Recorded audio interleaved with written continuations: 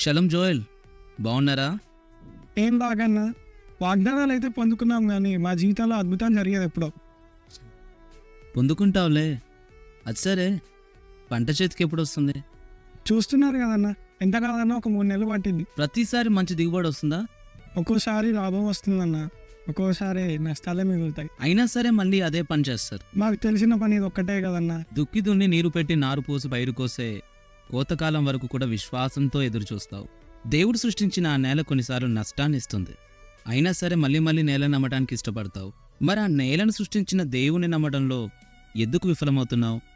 దేవుని వాగ్దానాలు నమ్మదగినవి చూవేరు. దేవుడెప్పుడూ అబద్ధికుడు కాలేదు, కానీ ఆయన ఆశీర్వాదాలు పొందుకునే అర్హతలో నుంచి మనమే దిగజారుతా ఉన్నాం. నమ్ముతానన్నా, దేవుని పట్ల నా విశ్వాసాన్ని పోగొట్టుకున్నా. చాలా థ్యాంక్స్.